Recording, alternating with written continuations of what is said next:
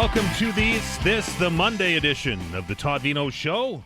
I'm Dan Olstrand. Hope you had a fantastic weekend, and hope that this flurry that I'm looking at out the window here isn't wrecking your vibe for a Monday on the way back to work.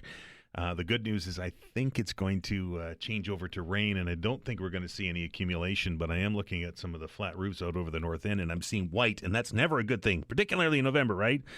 But I suppose we're into that time of the year. We have a Christmas elf here at the radio station who was involved in the Parade of Lights on Saturday night and brought some of that joy and festivity into the studio this morning. This is not my work. This is somebody else's work. So I guess the Christmas season is upon us, isn't it? Congrats to the Saskatchewan Roughriders on their win last night, winning the Grey Cup. It's been a while since the green from Saskatchewan were parading the Grey Cup through the streets of Regina. That's going to happen this week, I understand. It was another. Grey Cups are always fairly close, right? There's never really a blowout or just a boring game to watch. The Grey Cup is always a lot of fun, and again, congratulations to Saskatchewan on their victory. I know there's some sore Montreal fans out there today, and it's not the way that they wanted it to end. But I still want to send my congratulations out this morning to SMU, to the Huskies. They played in the UTEC Bowl on the weekend. Ended up on the short end of that decision. Montreal was looking pretty good, and they're on their way to the Vanier Cup. So congratulations to Montreal. And I know that that proud organization that is the football club at St. Mary's University will build off of this year, and maybe next year we'll see them in the national championship. It is Monday, so that means that it's time for our weekly segment, and that is, of course, Councillors on the Hot Seat. If you have a question for our councillors, the lines are now open, 902-405-6000 or 1-877-801-8255. I welcome into the studio today the councillor for District Number 12. It's another one of these long ones, folks. Timberlea Beechville Clayton Park, Wedgewood. And that's Janet Steele. Janet, how are you? Just fine. Good morning, everyone. You guys with these long must have huge business cards, right? Yes, fairly large. Why can't they be all short like District 16? And that is Bedford, Wentworth, and that, of course, is our good friend Jean St. Jean, how are you? I'm doing well, thanks, Dan. You were out last night, speaking of parades, out for the Bedford parade last night. Oh, it was fantastic. We had a massive turnout. The weather finally, the clouds cleared, and we wound up with no rain during the parade. Unfortunately, the CP Allen football game did not have quite the same luck, but they still managed to play in the rain at the Husky Stadium yesterday. It's always a lot of fun. Being from a former high school player, maybe more than 5 years ago, but those November games in the rain, it's terrible for the spectator, but it's a lot of fun for the players. I'll bet, yeah. Running up all muddy. And Janet, you said Parade of Lights. Yes, you were at Parade of Lights? I was at the Parade of Lights on Saturday evening, and we had a fantastic turnout. Halifax had a wonderful float, and we had a number of councillors out. It was a beautiful evening. It was crisp, and lots of dancers on the street, and lots of children and adults getting ready for the Christmas spirit. It's one of those events, these parades, these early parades, that kind of gets everybody into the spirit. And the councillor Steele and I were talking before we went on the air today, and I came through Bears Lake Shopping Center, which is in her district, on Saturday around 4 o'clock. I was coming back from down Lunenburg County way, and I can tell you that shopping season is in full effect there. The lineup to get out of that place was very long. Yeah, Bears Lake is always a very busy place, especially on the weekends, and we're hoping for another great retail season. 902-405-6000, 1-877-801-8255. November traditionally is the start of the Christmas season, of course, after Remembrance Day. And it's also the traditional beginning to the budget season for our councillors, who I will assume are both thinking the same thing. It feels like you just got the last one done, and now you're back off into the new one. And we know that from the conversations that we've had with the mayor and with many councillors that have sat in those two chairs in front of us here during this part of the program, that this budget is going to be a bit of an exercise, I will say, and there's a significant amount of money that will need to be trimmed from that budget if we're going to get anywhere close to that 0 point that we've seen in the past. Some have said that probably aren't going to get there, but I'll save those comments for our councillors, and I'll begin with you, Councillor St. Amand. We've got about $40 to $50 million that we have to find savings for to get to zero. I guess your overarching thoughts on what this budget process is going to look like. Well, I mean, we're in a tough spot. It's a compounding challenge because, we had a lot of these same pressures last year. We've got contractual obligations with bargaining units that wind up carrying over year, and so those increases happen each fiscal year. And so this year we have a little less cover than we had in previous years. So that's one of the big challenges that we have, is that we have these obligations that we have to meet, and that puts tremendous strain on the budget overall. And so we wind up having to look to other potential sources to save revenue, or save money rather, on the costs. Some have said that there's likely going to be cuts in this budget. Do you think that's going to happen this time around? It's difficult to say for sure because we haven't really begun the debate process yet and had those conversations with staff. And this year's structure looks a little bit different than last year's. Last year's the budget was presented to an all-new council, and so early discussions around what our priorities were not possible, whereas in this case we passed a motion earlier this year that provided staff with a little bit more direction on what our considerations would be going forward. And that has then informed what they're coming to us with now. But it's also, they've provided us with the starting point to start having those conversations and recognizing that we've got some priorities that we need to set in our conversations starting this week. Councillor Steele, your overarching thoughts on the budget as we begin the process? Well, I think what we're beginning is we're looking on Wednesday at a budget direction document. And that document was prepared based on direction that Council gave to staff on July 8th. No new expenditures except for contractual obligations, things that we had approved in budget 25-26 that had budget implications for 26-27, and any in-year budget increases. For example, we approved some additional funding for the library during this fiscal year. So that's what got us to 10.5% in terms of the increase.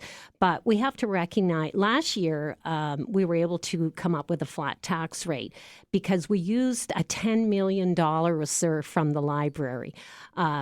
It's not being recommended that we use reserves this time. It wasn't really recommended last time as well.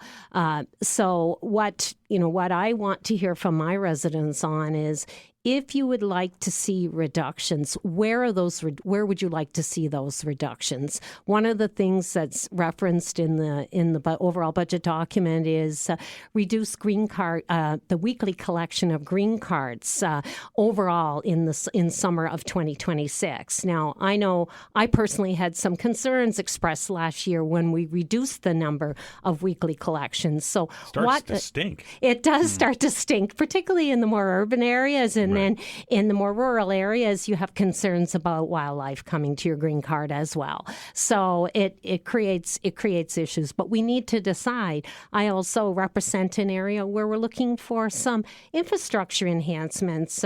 For example, the Timberlea Parkway desperately requires sidewalks. So when you're cutting budgets or trying to maintain a flat tax rate, it's hard to have some of those infrastructure investments. And we have a large capital budget that we need to address, and debt servicing becomes a big issue as we go further into our budget cycles as well. $230 million debenture that you voted on this year? Yes, exactly. So a lot of key issues around budget, and we'll be looking forward to hearing from the public. And I can tell our residents out there that every councillor is very concerned about affordability and ensuring that we have the efficiencies that are necessary to ensure we're providing the best public service to our residents. Councillor Steele, you mentioned you want to hear from your residents on where they would think that these cuts would be appropriate. Is there anywhere that you're not willing to go when it comes to looking at the budget? And I've been calling it the golden goose, something that is untouchable. Is there anything in this upcoming budget cycle that you're not willing to touch that has to stay funded as it is now? One area that I think is super important is transit, rapid and reliable transit. Transit is so important for affordability. I think we really need to continue to invest in public transit. Another area I'd like to comment on, and I've been paying close attention to this over the past year as a councillor is some of the areas that we're somewhat actively involved in are areas that other levels of government play very actively as well. So I'm hoping at some point we may be able to reduce our efforts in the areas of housing and homelessness as the provincial government continues to invest more in this area. Not to do that rapidly, but more to do it at the right time when the funding and the supports are in place. And I know the federal government has recently announced some initiatives as well, so I'm hopeful in that area. Another area is in the area of waste. Extended producer responsibility has been introduced, so it means the manufacturer is now responsible for handling some of the waste. That is a bit of a cost saving for the municipality. So just one area, and hopefully there will be other areas like that. Councillor St. Amand, any golden gooses for you? Not particularly. I mean, I'm honestly willing to look at anything that staff is willing to recommend. I mean, that really comes down to it. We have experts in the various different departments within the municipality that provide us with quite a bit of advice and background information on the historic nature of where decisions came from originally and why certain policies are in place. And so they wind up helping to inform what kind of decisions that we face in the future. So when we look at some of the budget items, I'm certainly open to looking at anything, but I think there is a practical pecking order to it as well. I mean, as Councillor Steele pointed out, there are some critical areas where we really wouldn't want to see a reduction.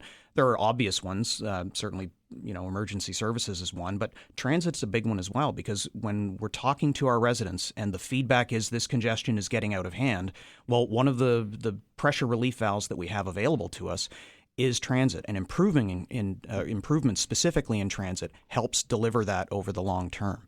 So those are areas where we have to be very careful not to see reductions and focus on areas elsewhere to look at reductions in order to balance the budget, or at least get it to somewhere that the public can support.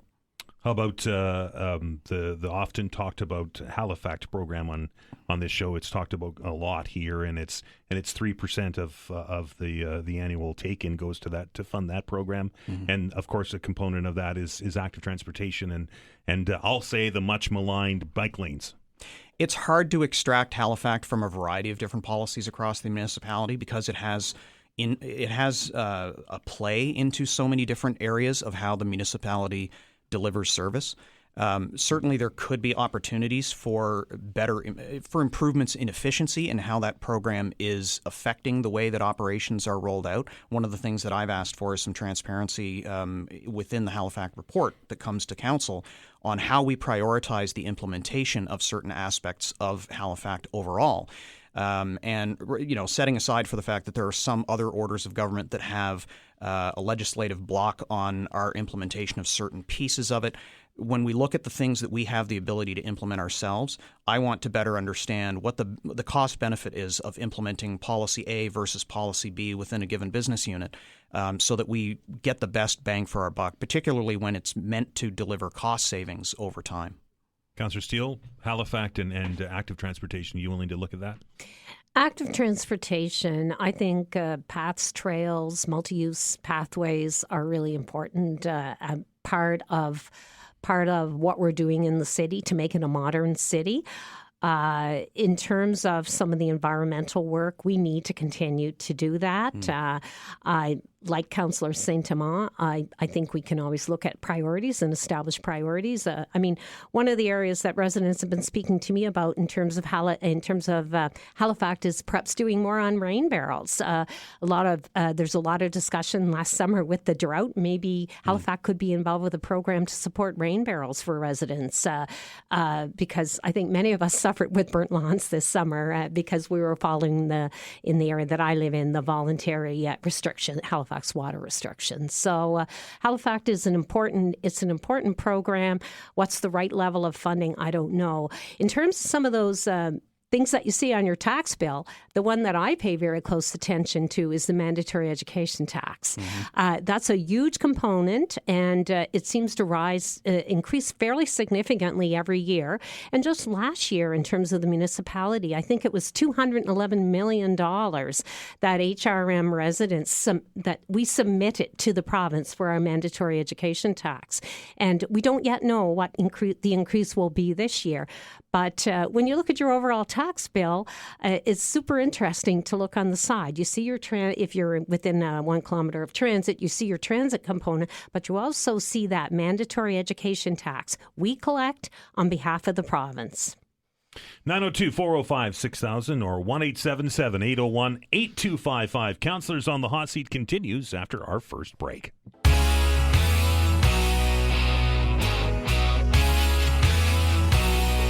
All right, welcome back. This is Councillors on the Hot Seat. This is your opportunity to ask our two councillors questions. We have from District 12, that is, of course, Councillor Janet Steele, and from District 16, that is Jean St. Amand, and they're here for the next 45 minutes to answer those questions. Lines are wide open, 902-405-6000 or 1-877-801-8255. I have a question for you, Councillor St. Amand. Sure. Sandy Lake. Yes. We read stories last week about a large development. I think it's 8,000 homes going in potentially. Potentially in that. Your thoughts on that development and the impact it will have not only on Bedford but on Sandy Lake itself. Well, I'll start with the impact that it'll have on the municipal budget. I mean, to me, that's one of the things that I'm most nervous about.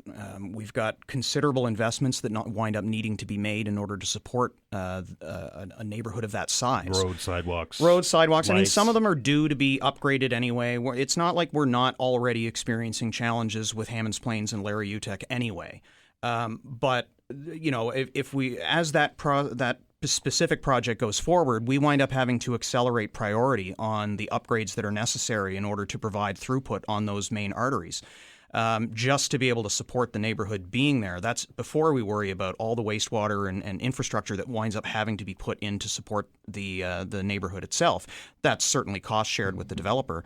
But everything that's outside that neighborhood, we're responsible for. And so, you know, we wind up having to look to our partners at the provincial and potentially even the federal level to look at how we can make those investments, because it'll have to happen quickly in order to support the growth that we would be experiencing there.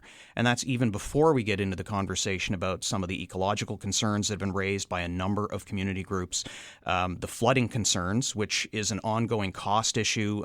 You know, it does make it awfully difficult for those that are in the path of a flooding area to obtain or hang on to their house insurance and other forms of insurance. So there's a lot of moving parts that are all associated with this one particular development. And when we look at the balance of projects that we wind up having to determine how to prioritize across the municipality, it does have an impact on the sustainability of the municipal budget to be able to service these new areas that are substantial in size. And I hear, in addition to some of the concerns you raised, Councillor, I also hear about traffic. Yes. And I hear that, the traffic is already bad enough on the 102 and on Bedford Highway, and we're going to put another 8,000 homes, so 16,000 or more people in there. Yeah, and that's what when I'm referring to the infrastructure that leads to and from, that's largely where my head is, you know, we've got such tremendous congestion in the area already that just supporting the neighbor, even setting aside Sandy Lake, there are a couple of other smaller developments that are underway right now that are on Lucasville or directly on Hammonds Plains that will wind up introducing a little bit of an increase in traffic through there. And even if Sandy Lake didn't go ahead and the 102 or the 101 to Hammonds Plains connector was completed by the province in order to provide a little bit of a pressure relief valve there, that would still bring some more traffic in the direction of Hammonds Plains. So one way or the other, we've got investments that need to be made in those corridors. And so this will just add additional pressure and time sensitivity to being able to put those investments in place. And when we speak of traffic and we speak of Highway 102, there's a big project underway right now at Hammonds Plains Road. What have you heard about it? It's definitely jammed up the traffic a little bit. I think I kind of understand what the province is aiming to do there, because like twinning the exit lane on the inbound side does provide for a little bit more throughput at the intersection, but most importantly, it provides a little bit more safety, because commonly at the peak hours, there was traffic backed up that was onto the highway itself. There just wasn't enough room on the shoulder for people to get off the highway completely.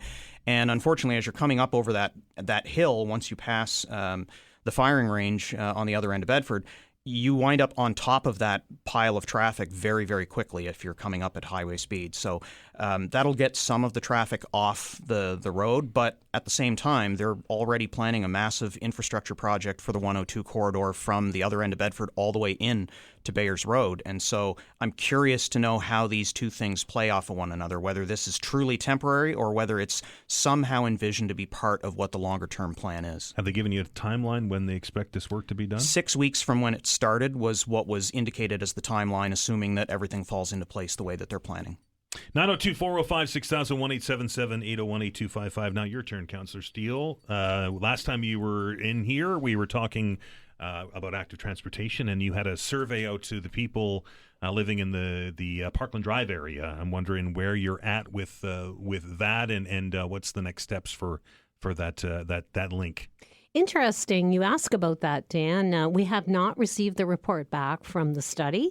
And I actually don't have a date on when it's coming to Council. In some discussions about Parkland Drive recapitalization, which was a bit of the driver for this study into potential bike lanes. It looks like that project is not moving ahead, at least for next year. So it seems like some of the pressure that might have been causing the need for the study to move forward has been alleviated. So short answer, I don't have an update just yet. Looking forward to the update. And so it won't be this budget cycle then, right? It doesn't appear to be, no. Right on. 902-405-6000 or 1-877-801-8255. I was perusing, councillors, the agenda for this week, and there's a lot of stuff in there, as there always is.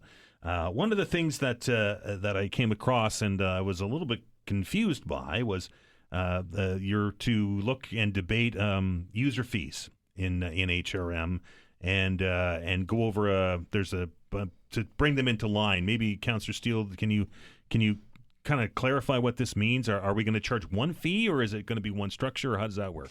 Well, it's a complex report. I think maybe what I'll speak to is the drivers behind this report. We were looking for opportunities to raise revenue.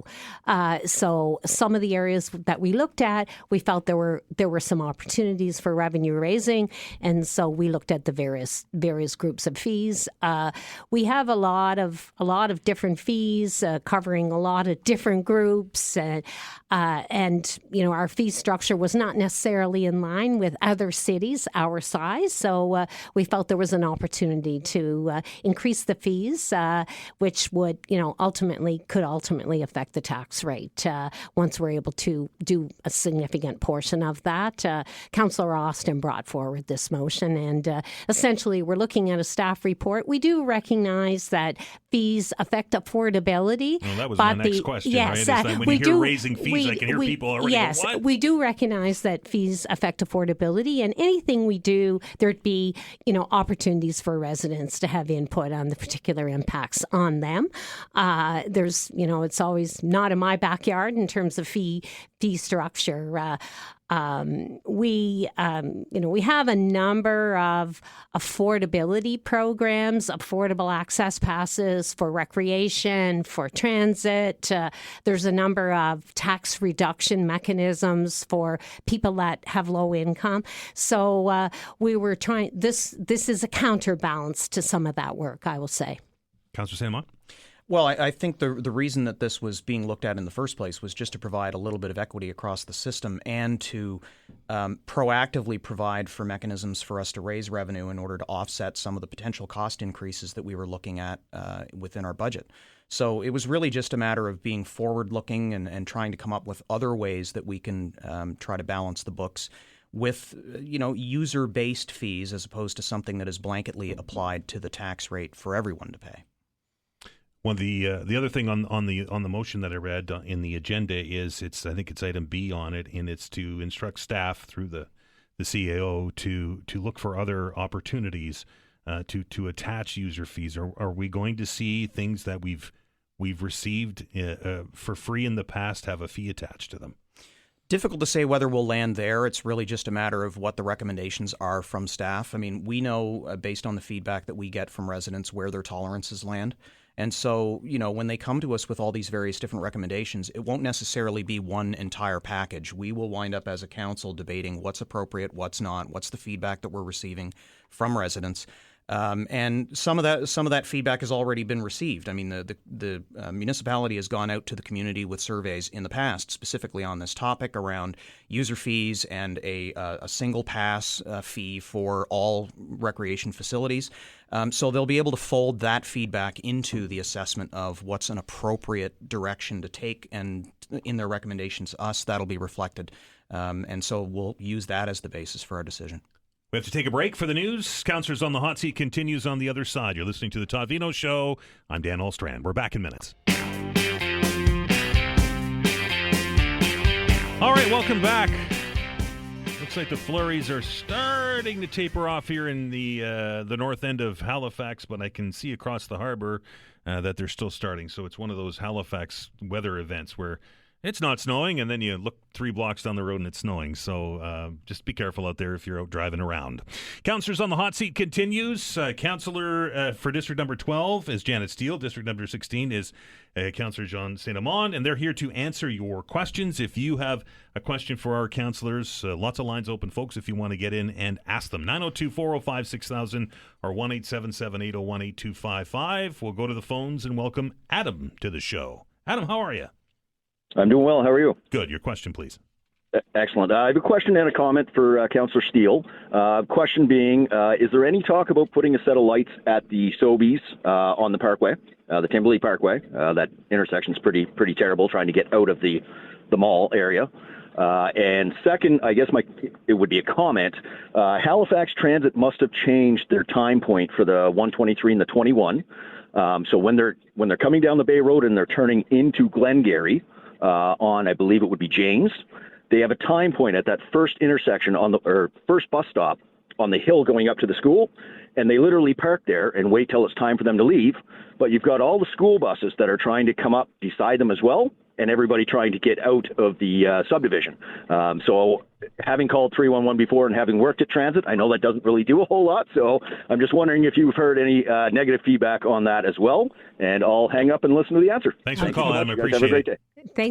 Thanks for those questions, Adam. I'll tackle the first one around the potential traffic lights on the Timberlea Parkway. Yes, there's been lots of discussion about the need for new traffic signals there. The situation with those traffic signals or some traffic response to that area is it's the developer's responsibility to put those in when the growth of Brunello Estates reaches a certain point. Based on the evidence that's required, that point has not yet been reached. However, I have received a lot of calls from residents, and I too have noticed that it's a bit unsafe trying to leave out of there, particularly with some of the recent development. Of course, we now have the recent opening of the Mayflower Curling Club. There's another gas station being opened there as well. So I continue to raise this as a priority to see if we can have it move forward. The provincial government is also involved with this because of its proximity to the highway, and I know that MLA Ian Rankin is pushing as hard as he can as well to have this move forward. So I continue to work with staff on that. In terms of Halifax Transit and 123, thanks for raising this. I have raised this issue. I know some teachers from the school have brought this practice to my attention that it is unsafe, and I'll raise it again. Thanks for bringing this up, Adam. 2 excellent points. Thank you. 902-405-6000 or 1-877-801-8255. We go back to the phones and welcome Ken to the show. Ken, how are you? Good, Dan. Thanks. Dan, I'm just wondering, after listening to the 2 councillors here this morning, just what goes on in the discussions when they're coming up with stuff to buy and to cut, like cutting back on green bins. Yeah, that's all we need is more rats around HRM, right? Like we don't have enough already. The rain barrels would only work if you have some kind of a gutter system on your house. And if it's not raining, what are you going to catch? Number 3, you said you're getting traffic or complaints about traffic from the constituents. Well, no. I was going to say something else. No joke, right? Bike lanes is one of them, right? no right turns popping up all over the place, and give me a break about pedestrian safety, because the ones that I've seen, there's hardly any pedestrians anywhere. And I had a guy, I watched a guy on Halifax, one of the Halifax websites here, or Facebook sites, and he took his phone out to Sackville and Brunswick. How the beautiful job that the guys did up there. Do you guys not know that there's trailers that are 53 feet long in the city?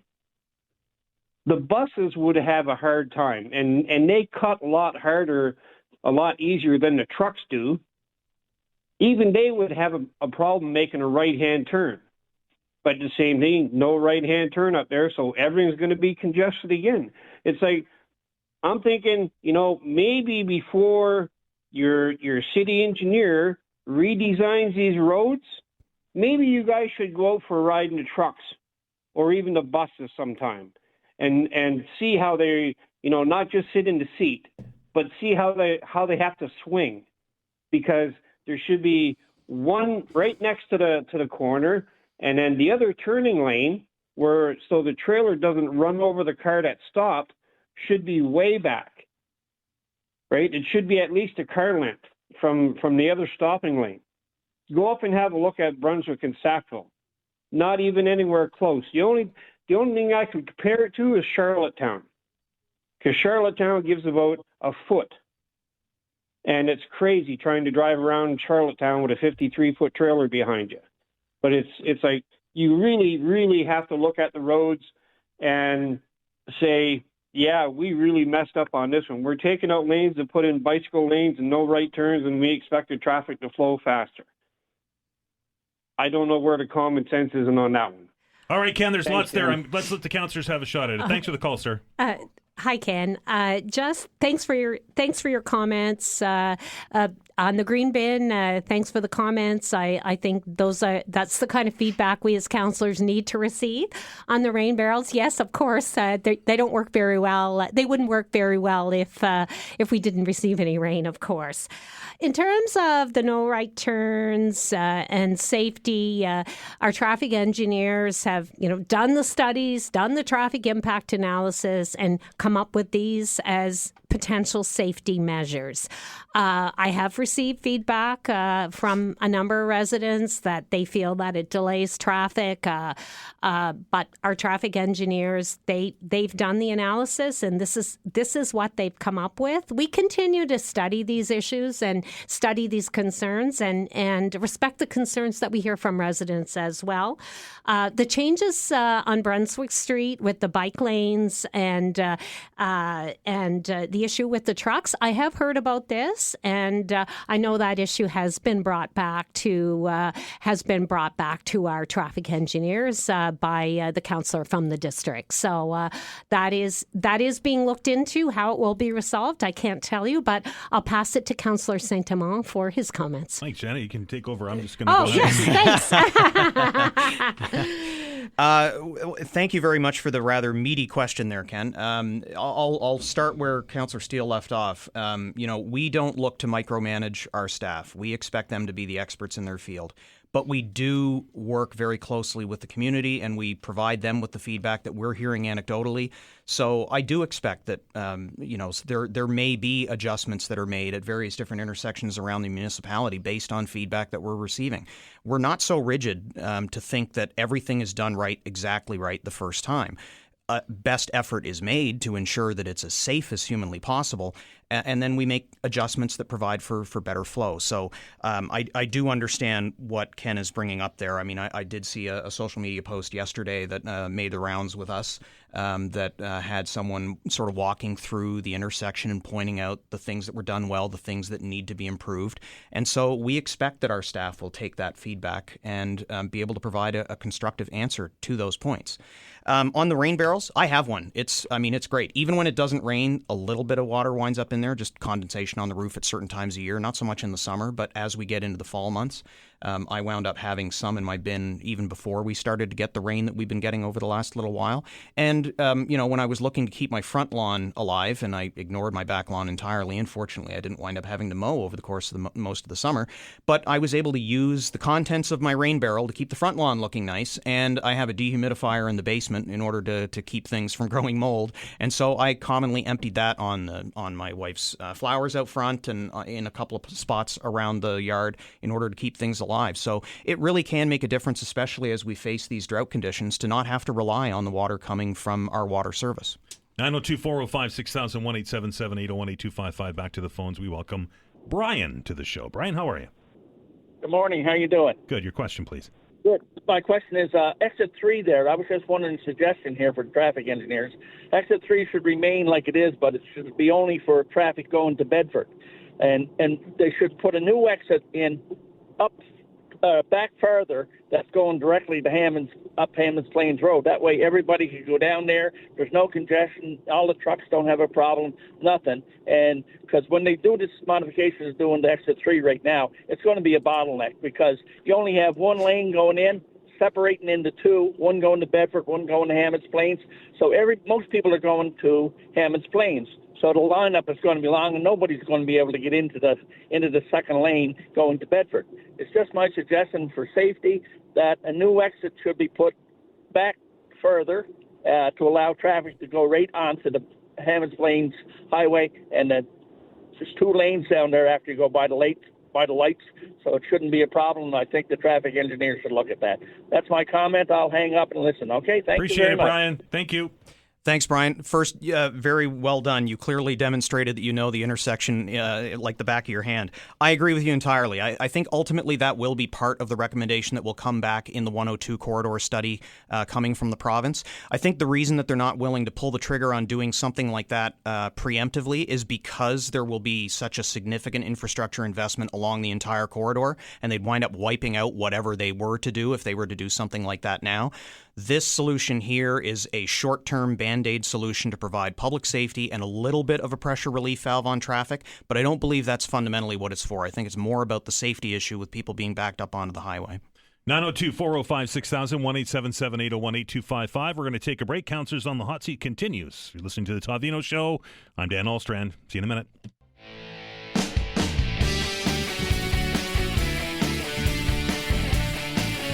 All right, let's carry on with Councillors on the Hot Seats. And, of course, we're having budget discussions here, and there's been maybe some confusion, I will say, about what the actual budget numbers are. So I think I'll use this opportunity. Both councillors have in front of them the actual documents or the beginning documents of the budget. So let's get it out there, and let's be very plain and clear to everybody. And I'll start with you, Councillor St. Amand, about this budget. And as you begin deliberations, what is the tax rate increase that you're looking at now? Not the increase in budget, everything else. What is the actual number, percentage-wise, that you're looking at for this budget? At the moment, it looks like 10.5%, which is not the number that we want to be at all. It's a stark increase over what we were originally looking at trying to whittle away last year. So we know we've got our work cut out for us because this is already a fairly lean budget. We had already given our finance team considerable direction to hold the expenses to where they were in 2025-26. But, with the increases coming from changes in contracts, inflation adjustments in categories where that was necessary, as Councillor Steele mentioned earlier, we have some budget items that were approved in the past fiscal year that have increasing cost envelopes that wind up impacting our budget over time.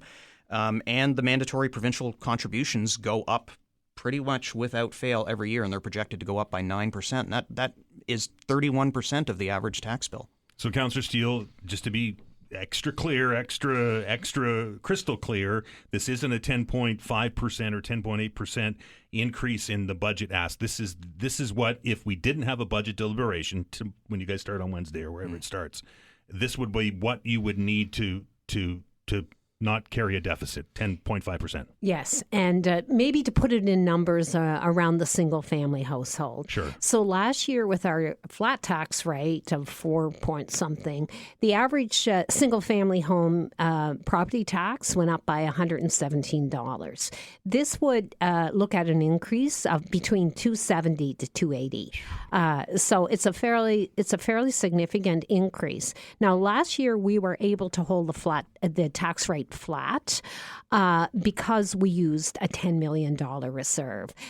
Based on the advice we're receiving from staff this year, we will not be accessing a $10 million reserve. So we need to sharpen our pencils as we did last year. I think last year when the initial documents were received at Council, the proposal was around 8 point something in terms of a percentage increase. This year the situation is a bit more dire because clear direction had been given on no new expenditures, tying some increases to inflation and accommodating the budgetary increases that were carried over from the previous year. So this year, a lot of reductions have already been baked into this 10.5%. So it's going to be very challenging discussions. And we also know that we have some residents out there that are asking for service enhancements. Some residents would like to see enhancements in transit, in other services. So we're going to need to be very careful as we walk through this to respect our taxpayers and to understand that there are many other increases that residents are experiencing. There's only one resident. There's only one resident paying all these bills, and so Council we're starting work on this on Wednesday, but this is just the beginning. 902-405-6000, 1-877-801-8255. Gloria, how are you? I'm well, thank you. Good morning, councillors. I do not envy you sitting down with that budget. It was my least favorite time when I was on HRM Council. And I only supported it 1 year because I always asked and felt there could be more changes. How are you planning to figure in your assessment increase this year? And it should be quite substantial. Last year, do you know what the increase was last year?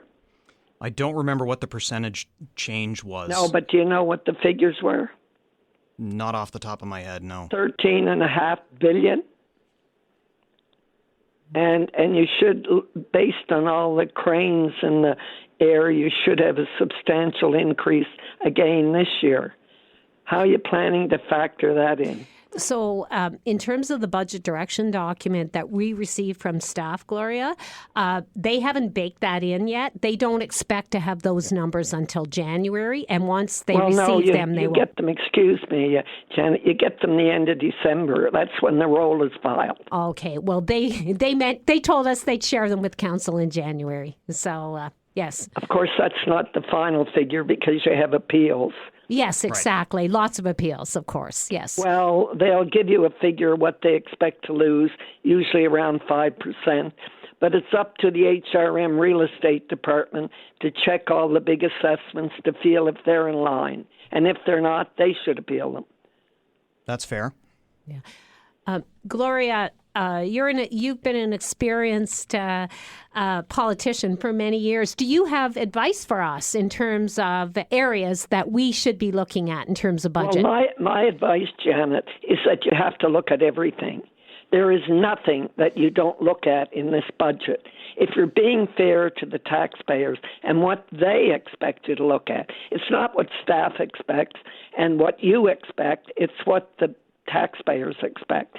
So my advice, Janet, is look at everything and be prepared. I've heard them say already, no cuts to bicycle lanes, no cuts to whatever that is. Halifax. But you be prepared, Janet, to look at everything because you cannot give that figure of 10% or any percent with everything else. And the figure, I want to make one more comment, Janet. The figure of the average home value is totally wrong. I see a little house up the street here used to be assessed $200,000, now selling for $750,000. So there is no average value anymore, and usually HRM puts it at $200,000 or $300,000, which is false. That's false information. So anyway, folks, good luck. Get your pencil sharp, and remember, consider what the residents want. Thank you, Gloria, and thanks again for all your service to the municipality. Have a good budget. Thanks, Gloria. Talk to you Gloria. again soon. 902-405-6000 or 1-877-801-8255. We're almost out of time, so I'll give you both an opportunity to let us know what's going on in your district. I'll start with you, Councillor St. Amand, Bedford. All right. Well, first, thank you, Gloria, for such sage advice. Believe me, we will be taking it to heart. Excuse me. We talked during the break about the fact that we've got a community meeting coming up relating to yet another special planning area in the Halifax area. The 102 Corridor Special Planning Area is having a community meeting on Wednesday this week. There, just like there was for Sandy Lake, there are 3 different times during the day that residents can drop in. I believe it's still the same format. It'll be open house, so they'll have panels that are printed out and displayed and staff on hand to be able to answer questions. Councillors will make their best effort to attend, but unfortunately it's during our very first budget meeting. So my expectation is that I will be attending the evening session because we should be out of our budget discussion by then. So there's a 9:30 a.m., a 2 p.m., and a 6:30 p.m. time slot. Each of them are 2 hours long, and they are held at St. Peter's Anglican Church at 3 Dakin Drive in Clayton Park. Okay. Councillor Steele.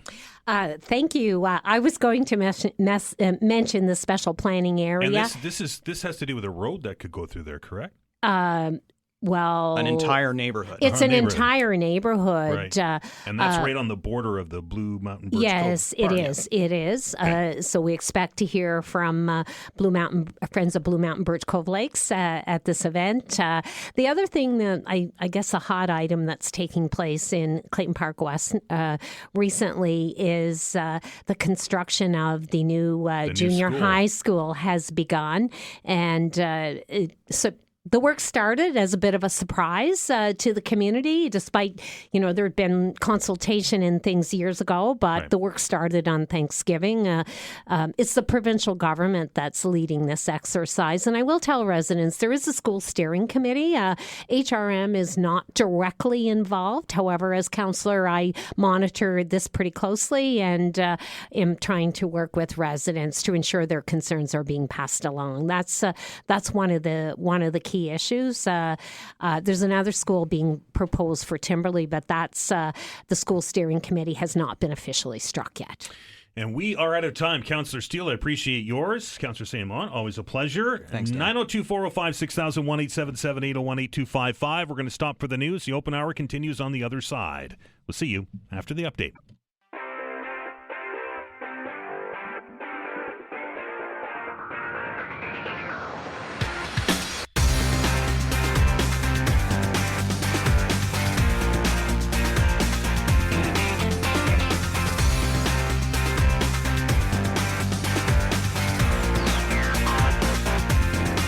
Welcome back to the Todd Veinotte Show.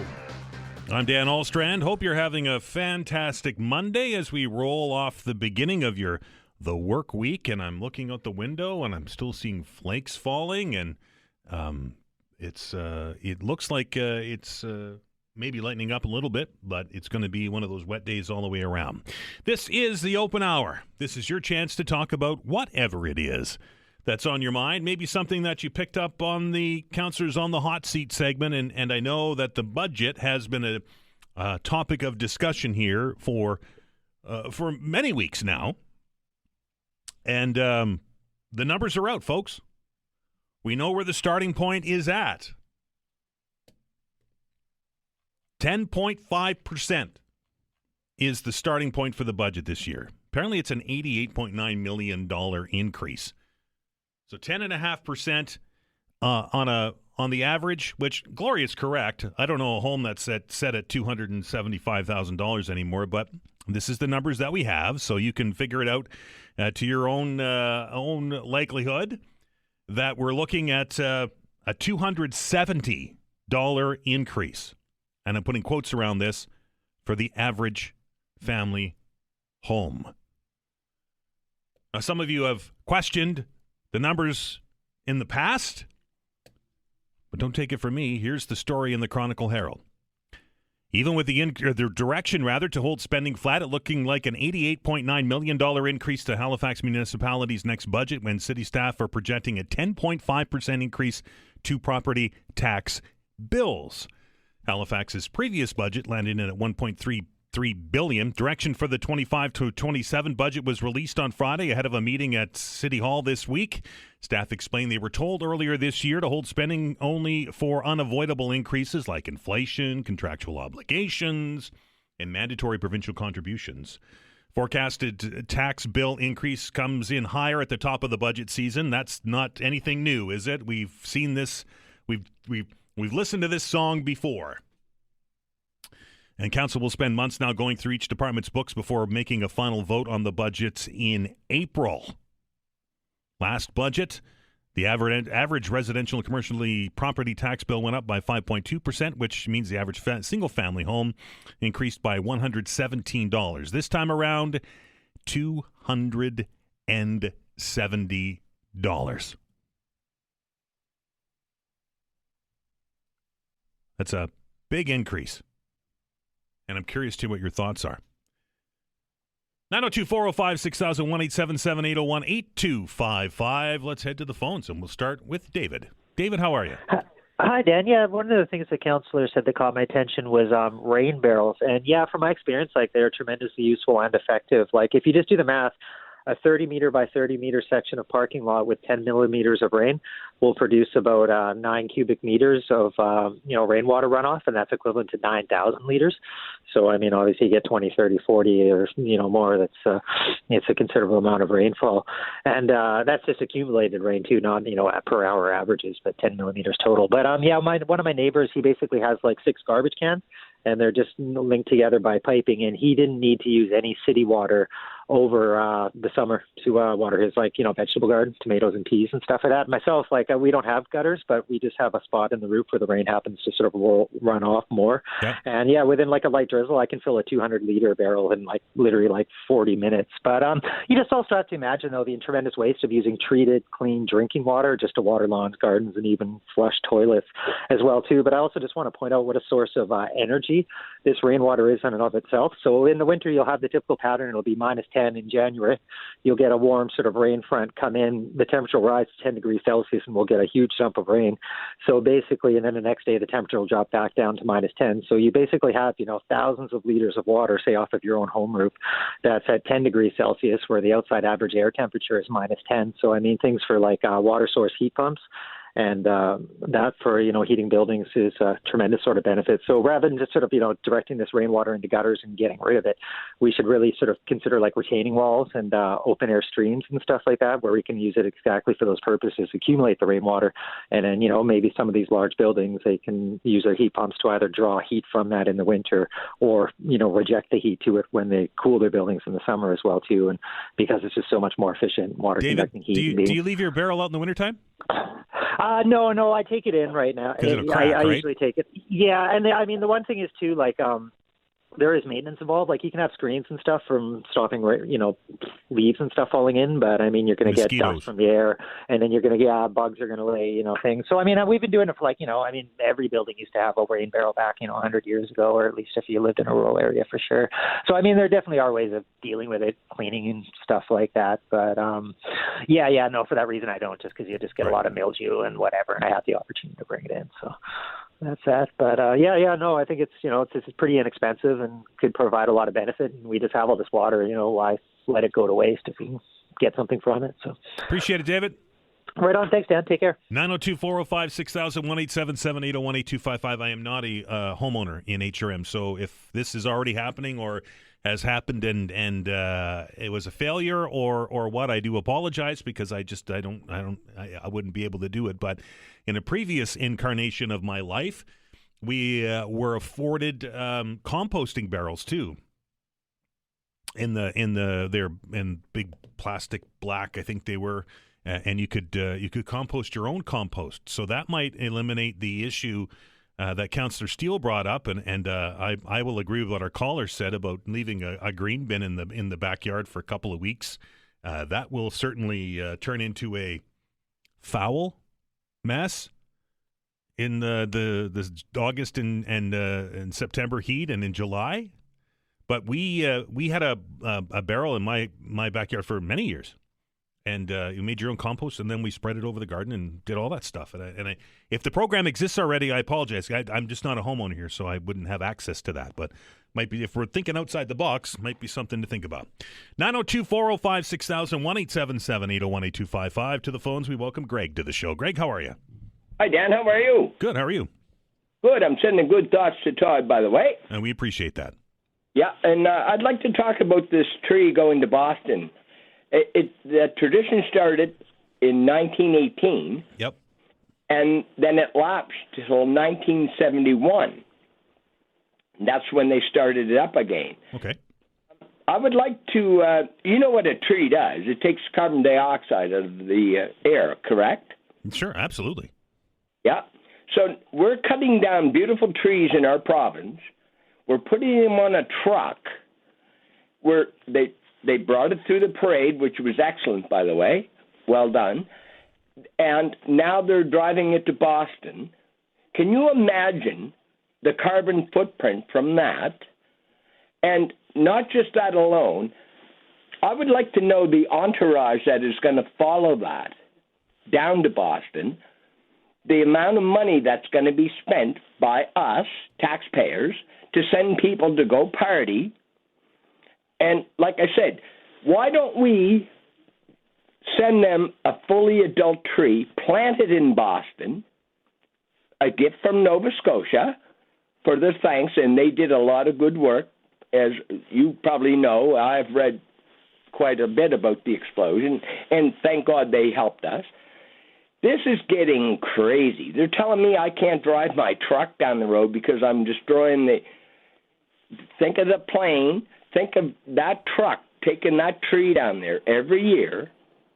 I just want your opinion on that, Dan. Well, I like the tradition, Greg. I do, and I think that it shows the bond between our two cities, even though it tends to be a little strained these days. Yeah, I wonder why. Right. And we also know that the Premier and lots of leaders here have been to Boston a couple of times this year to these trade shows that they go to, right? And their mayor was here, and I'm sure that cost our taxpayers quite a bit of money. Well, it may have cost their taxpayers money too, right? But absolutely. I think your environmental angle, Greg, is probably a fair argument, right? If it's going to cost us, how much, carbon footprint, whatever it is, to fly and to drive the tree down and all that stuff, that I think that's a legitimate concern. No, and I appreciate. I just I think it's time this frivolity stops. When we have people living in parks, and we can send people on our tax dollar down to party, it's got to stop, really, Dan. Appreciate the call, Greg. All the best, buddy. 902-405-6000, 1-877-801-8255. Traditions are important, I think. Now, cutting the tree down, it's one tree, and I will almost guarantee that another tree gets planted in its place. That part, I don't have an issue with. But Greg raises an interesting point.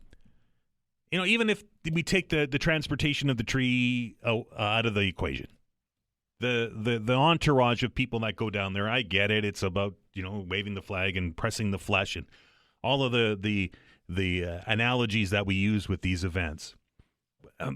But I mean, what is the juice worth the squeeze, I guess, is the right way to say that. Is it worth us spending all that time and effort to go down there outside of the tree itself to send the mayors and politicians and all of the people down there as a contingent? Is it worth it? And do we get a return on that? I think it's a fair question. 902-405-6000, 1-877-801-8255. We're back after the break.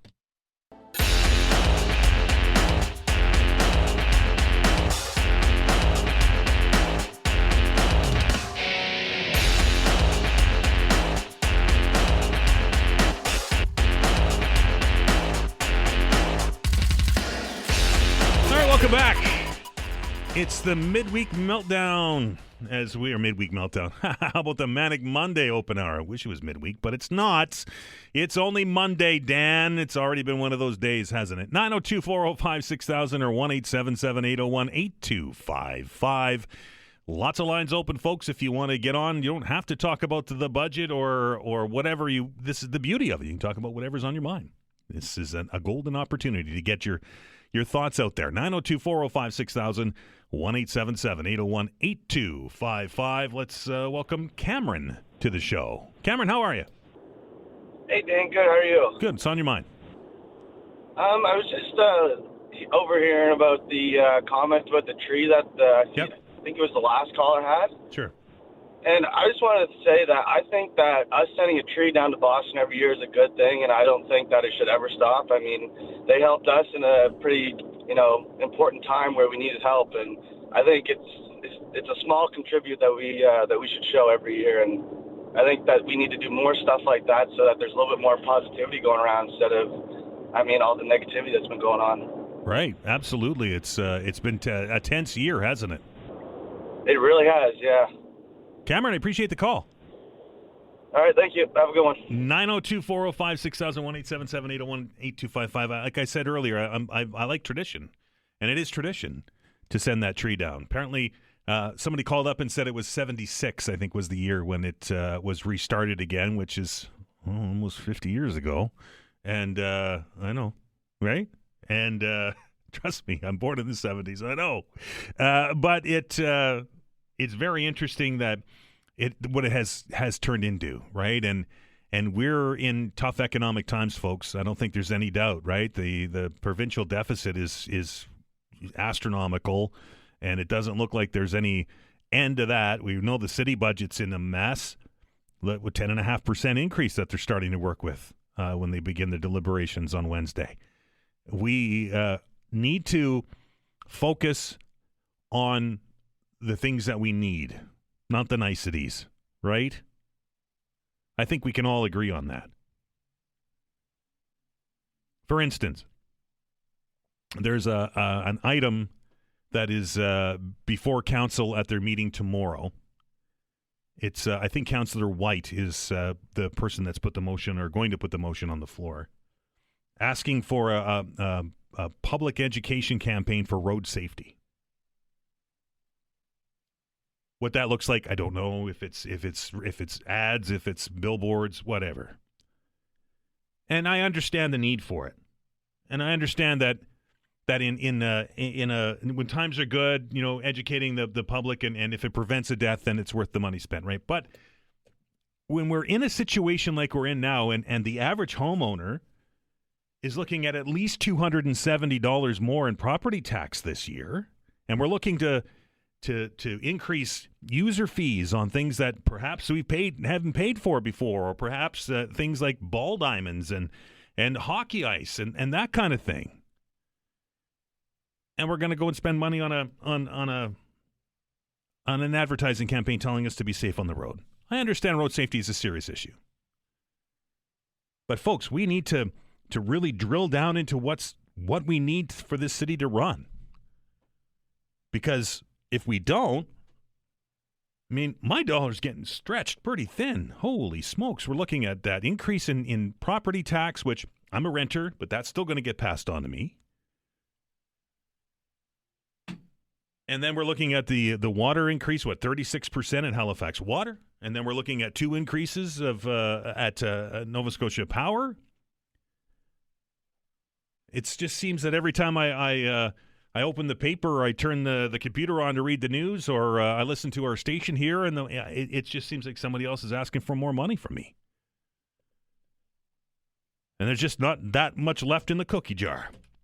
Let's welcome Mike to the show. Mike, how are you? Good, sir. How's yourself today? I'm all right. What's on your mind? Oh, the budget thing. I just had a question for you. Is the bike lane issue still on the papers, or? Yeah, it's active transportation is part of the Halifax plan, which is the environmental plan for the city. Now, correct me if I'm wrong. Did I not hear that it was like $100 million or something for that particular project? To finish it, yes. Okay, so there's your $88 million, folks. Yeah. Drop that for a year and save that money. Put it towards the other expenses. I don't know save if it's everybody big. I don't know if it's $100 million over this budget year, but you're right. It's $100 million over.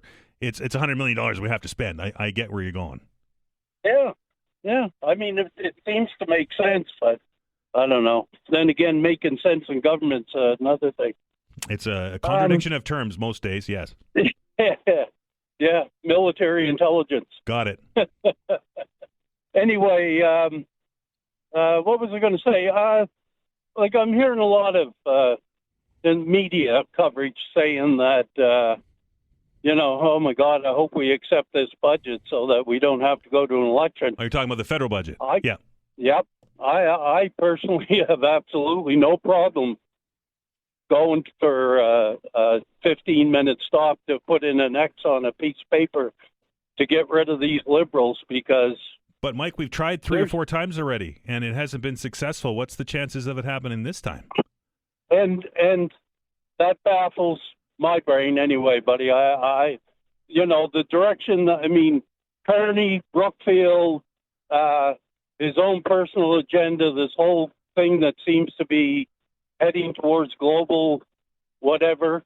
I just don't get people that are still following this guy, like a budget that's just blown everybody with, like you just said moments ago, how tight everything is. Yep. For everybody. And I'm a renter too, so, I'll get hit with that because the rate increases every year for my apartment. It always says that water's part of it. So, yep.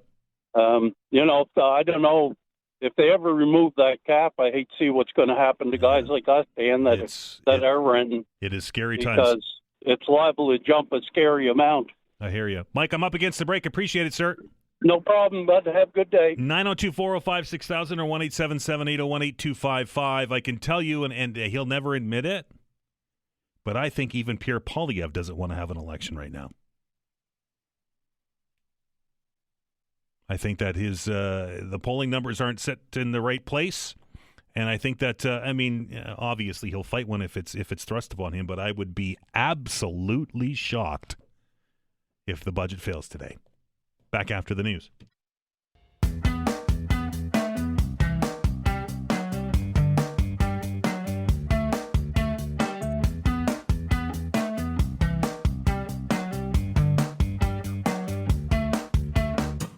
All right, welcome back. It is the open hour, and it's the Monday Meltdown. 902-405-6000 or 1-877-801-8255. A couple of emails before we head back to the phone lines. Rob writes, Nova Scotia, 59 out of 60 jurisdictions in North America as far as income is concerned, and yet we're one of the most heavily taxed jurisdictions. It simply isn't sustainable. Something has to give. HRM could lead the way by committing to a zero tax increase policy. Doing so, looking at some sacred cows, but it's only the responsible thing to do. That one comes to us from Rob. This one comes from Phil. It says, hey, Dan, the Treat of Boston is more than just a tradition. It's a powerful symbol of our shared history. When tragedy struck, Nova Scotians were among the first to respond, sending doctors, nurses, that should have said Bostonians were the first to respond, sending doctors, nurses, and relief supplies to Halifax. Boston's doctors and nurses then saved countless lives. That bond remains strong. I've always believed the importance of our connection to the U.S., and there's an old saying in Nova Scotia, you're not a Nova Scotian unless you have an aunt from Boston. That bond is still felt today, and many Nova Scotians wouldn't be here without Boston's help. It's something we should continue to honor. That comes to us from Phil. Ken says, with society's principal concern being climate change, it appears people are willing to even surrender our humanity in favor of fighting climate change. I find this sad. And that one comes to us from Ken. And another Ken writes, if we can afford bike lanes, we can afford to send a tree and the delegation to Boston. 902-405-6000 or 1-877-801-8255. Let's welcome Rob to the show. Rob, how are you? Good, Dan. Can you hear me? Absolutely. Loud and clear, sir. There, I got you off speaker. That's better. Canada, we got duped again. I just don't think Mark Carney's going to do a whole lot for us. No. Why? I just don't see any. He was going to move on pipelines. He was going to, get things moving, get the natural gas, all the LNG thing. That'll be good. But he was going to stand up against Donald Trump and so far it's been elbows down. I mean, but he's limited what he can do, right? I mean, he can only do so much. Right. But I just, he talked a big game, and I mean, basically, I just don't see it. I don't see it, and we're all going to pay our taxes. He's going to keep his money offshore to not have to pay a lot of tax. I just think Canada got duped again. All right, Rob, appreciate it. Yeah. Have a good one. Good luck. 902-405-6000, 1-877-801-8255. That is the number. As with regards to the elbows down thing, I think I've said it on here a few times that I was disappointed in the last go-around of summit with Donald Trump in the White House. I wasn't happy to see Mr. Carney's approach. I understand the approach, but I'm not happy to see it. I think Rob is partially correct. I think that, he talked a tough game. We put out ads with Mike Myers and all of that other thing, and maybe some of the rhetoric has died down from where it was in November of a year ago, right? Do you remember where we were a year ago? That all being said, this budget and the announcement last week, I think, will belay some of Rob's concerns, right? There was a couple of projects that one had to do with natural gas, another one had to do with a pipeline. New Brunswick getting some love in those major projects. It remains to be seen, but I will stand with what I said before the break. I don't think even Pierre Poilievre wants an election right now. I think that you're going to see today, when they have the vote on the budget, when it comes down to crunch time, I think you're probably going to see some members of the House of Commons suddenly have a cold or have to make an important phone call when the vote happens. I don't think that the Conservative Party is ready to fight an election. I think that has some internal stuff it has to deal with, right? And we know that the leadership of Pierre Poilievre is up for review in January. The NEP certainly not ready to fight an election. I don't even know if they have enough money to fight an election yet, and they don't have a leader yet either. So I would be, as I said earlier, very, very shocked if I was to see that budget fail today. But that's just my opinion. 902-405-6000, 1-877-801-8255. Russia, welcome to the show. How are you? Good. How are you then? I am well. What's on your mind? Great. I just wanted to talk about the Haligonian budget, not the federal budget today. Sure. That budget is amazing. I mean, they're wanting more increase. I'm a renter myself, but I'm a single mother. And I'm a single mother to two kids that are going to be in universities next year. And those two kids that are going to be in universities next year, they don't even have part-time jobs because they cannot find part-time jobs. Huh. Wow. And on paper, I make not big amount of money, but I make decent amount of money. But after the taxes and union fee, I'm employed by the municipality. After all the taxes that are taken out from me, I have to eat one meal a day so that my kids will have their 3 meals. Wow. And they have the audacity of increasing even more increases.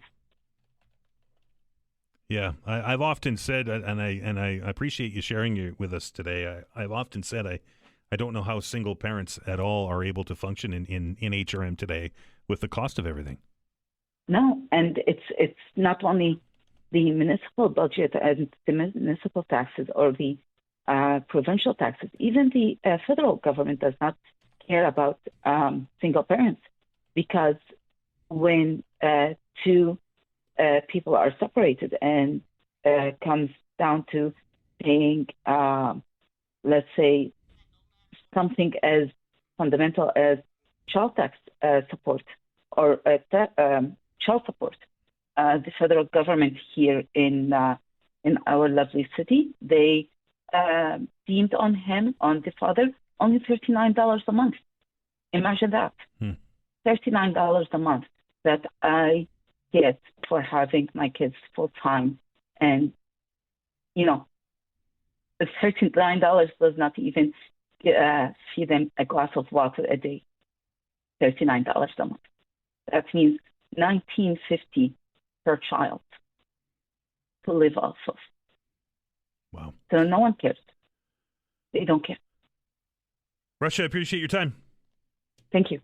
902-405-6000 or 1-877-801-8255. I still don't understand how a single parent with a kid or with a couple of kids, and hers are at the university level, right? And as she said, they're unable to find work. That's beside the point. But somebody with younger children, that's somebody that has kids in, say, in primary school or in beginning in high school, or teenagers who are cost a fortune just to feed.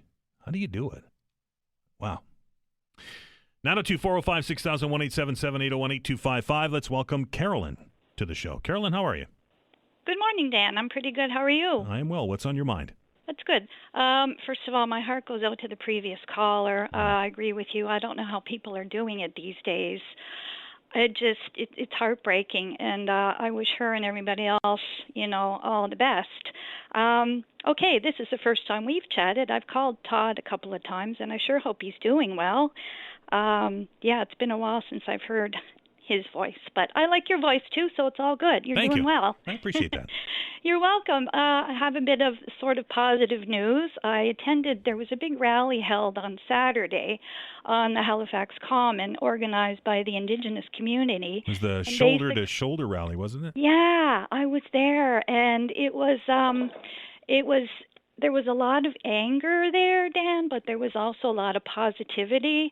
It was basically telling the Mi'kmaq story of all the happenings up on Hunter Mountain, which, it's been in the news a lot. Basically, they're clear-cutting a lot up there, and, clear-cutting has been going on here for decades. Excuse me.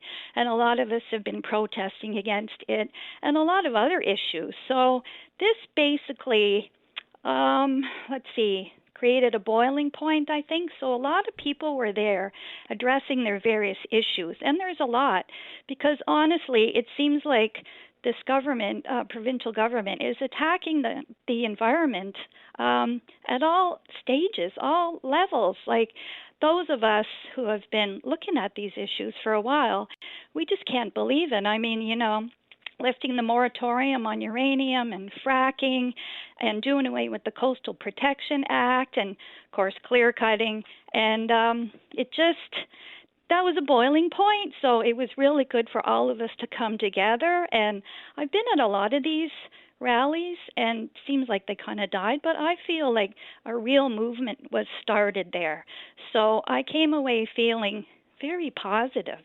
And I think the Mi'kmaq that organized it also felt the same way. And luckily there was a lot of coverage, so the Mi'kmaq are there now on Hunter's Mountain camped out. And let's hope they don't get 6 months in jail and a $50,000 fine, because, that's a new bill the government pushed through in their 8 whole days when they had their legislative session this fall. So let's think about them too, and hopefully something. I'm sorry, Alexa's talking to me. Something positive comes out of that, the rally on Saturday, and I kind of think there will. So hopefully some good news. Thanks, Carolyn. Okay, thank you. Bye. 902-405-6000, 1-877-801-8255. The free-for-all. That's Friday, Dan. Well, I'm all over the place today. Let's try the Monday Meltdown. We'll continue after the break.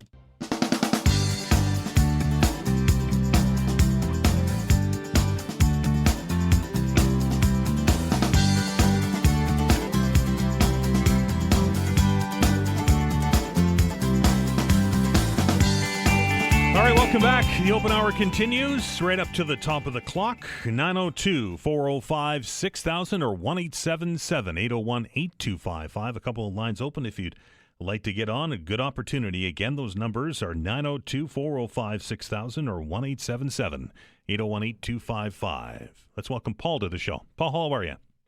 Hi, how you doing? Good. What's on your mind, sir? Well, I've been watching the entire saga of the replacement for the CF-18s, Okay. and the promotion by the Swedes of the Gripen E. Right.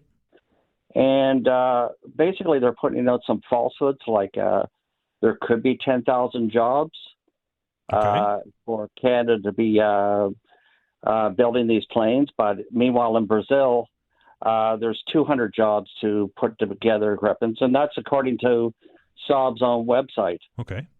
The Gripen in the last 5 years has had a production rate of taking 5 months per plane. By the time they get through with the order book, 43 years would have passed before Canada gets the first Gripen. Yeah, they're way behind, right?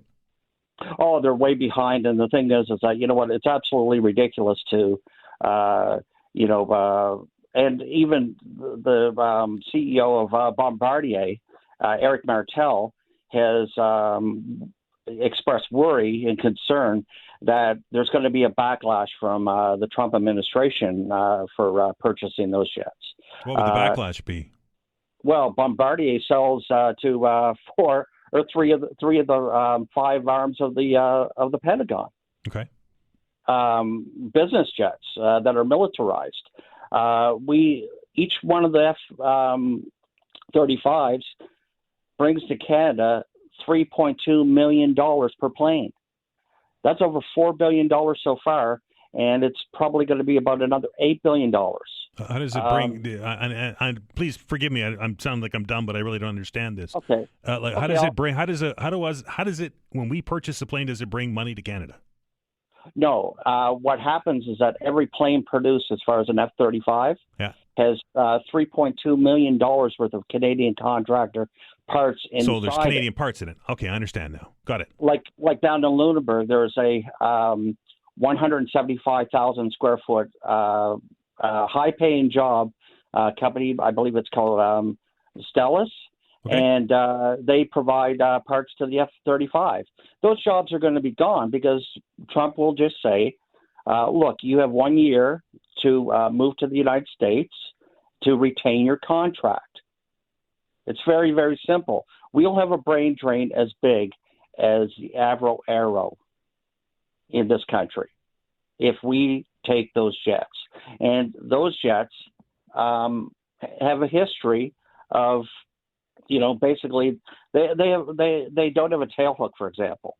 That's standard fare for many of your NATO countries, and that's why they're not selling them to NATO. Why do countries. We need a tail hook for? Well, tail hooks are used for aircraft carriers.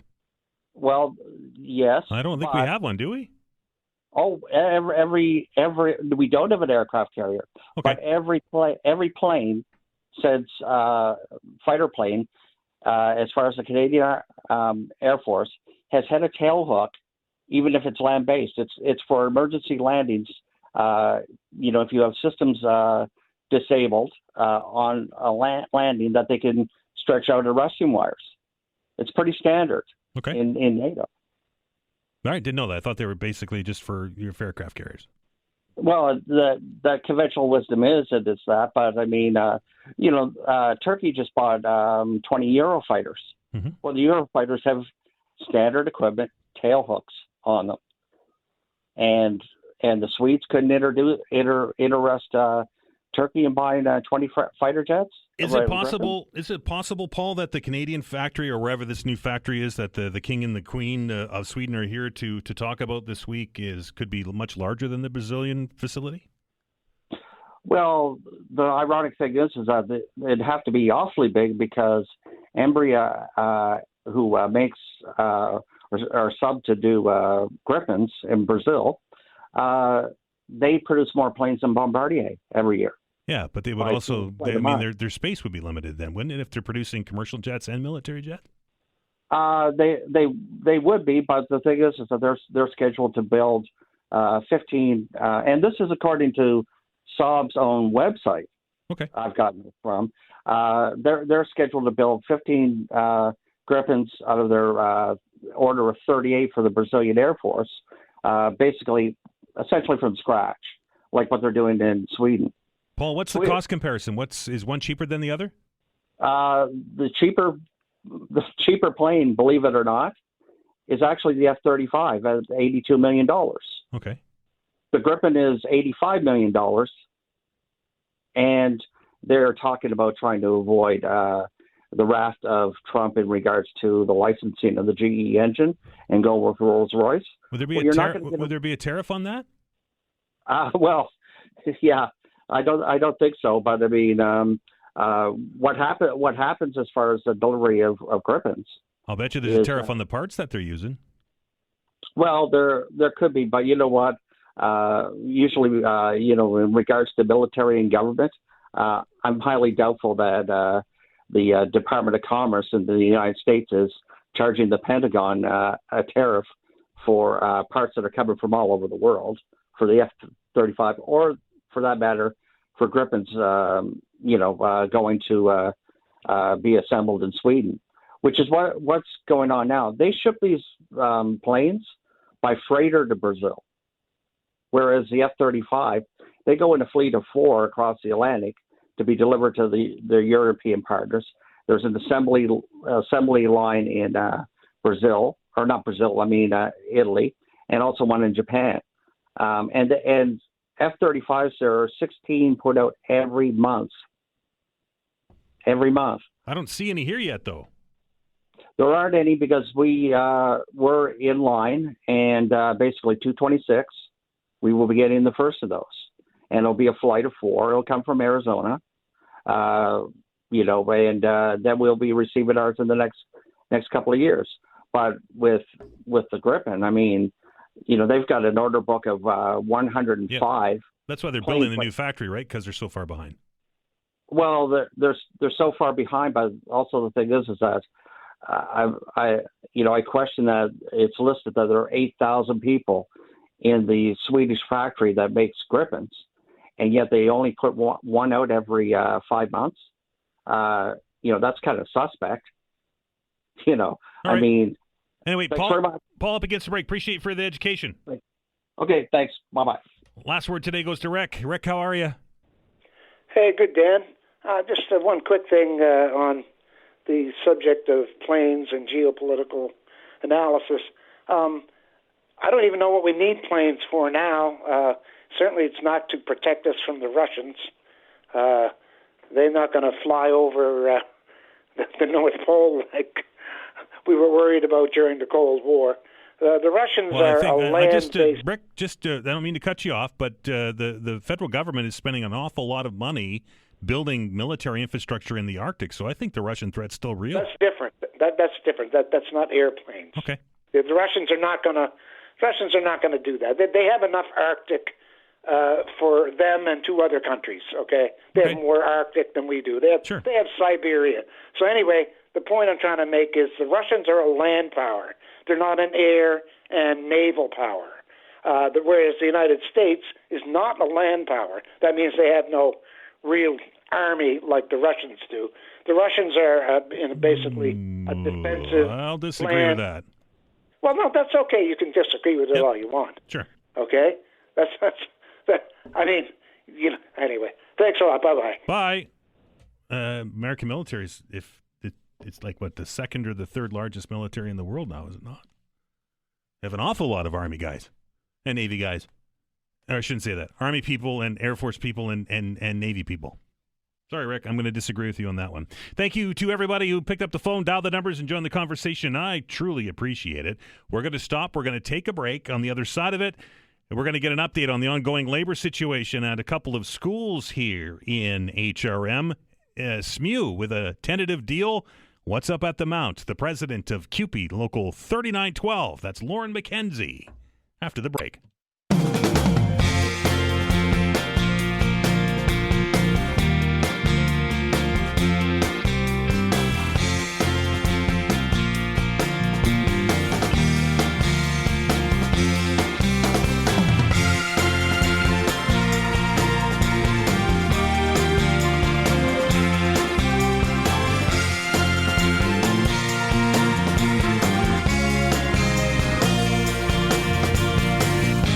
Welcome back.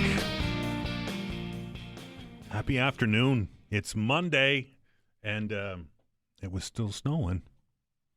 Vanessa's keeping me updated, by the way. Vanessa Veinotte, folks, fantastic job on the other side of the glass, right? We wouldn't be here. We wouldn't be on the air if it wasn't for her. But she continually updates me. Look, Dad, snowing again. It's like she wants it to happen or something. I don't know. Anyway, just be careful out there, folks. We had a pretty scary accident there this morning on the commute in, so let's all behave ourselves, and hopefully we'll have a safe commute home later today. We've been keeping an eye on the ongoing labor situation at a couple of our universities here in HRM. We saw an agreement reached with members represented by CUPE at Dalhousie. We saw a tentative agreement reached at SMU, and the labor dispute, as I understand it, continues over there at the Mount. Very pleased to welcome to the show to bring us up to speed on the very latest that's going on is the president of CUPE 3912, and that's Lauren McKenzie. Lauren, how are you? Hi, Dan. I'm great. How you doing? Let's start with the Mount. Are we any closer there, or what are we up to? Oh, Dan, I'm happy to report today that we have an agreement in place. Our members ratified a collective agreement with the Mount over the weekend and voted 90% in favor of the tentative agreement that we put in front of them. Well, that's fantastic news. Isn't it? Yeah, so that means everyone's back in the classroom today. Right. Did you get everything you were looking for, or was it one of these situations that it was a tough negotiated deal? I would say the negotiations were really tough. It went really late into the night, but everyone was really committed to getting it done. So we stayed late into the night and early into the morning, and we got a really good deal to put in front of members at both St. Mary's and the Mount this weekend. So our ratification vote closed at St. Mary's at noon on Saturday, and that group voted 89% in favor of their collective agreement. And then our vote closed at 5 p.m. at the Mount on Saturday, and they voted, as I said, 90% in favor. So very strong results from membership. So I think, that tells you a thing or two about how people feel about the deals. Right. Absolutely. When you get a result like that.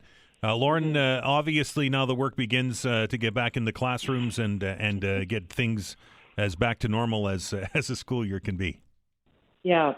So we were really concerned looking at the academic calendar, and we're really motivated to make sure that this term was not a write-off. The employer didn't want that, the union didn't want that, the students didn't want that, and I'm proud of everybody who really prioritized what is important, which is the education piece. So even though it's a pretty significant effort to get everyone into the classroom today, our members were ready. They were ready for that and ready to go back as soon as possible. And, as you mentioned, looking at the snow, I really did have a very warm moment thinking, I'm so glad everyone's inside today where they belong and in their classrooms and with their students and not back out on the picket lines today. How long are the agreements for, Lauren? The agreement at St. Mary's is for 3 years. The agreement at the Mount is for 4 years.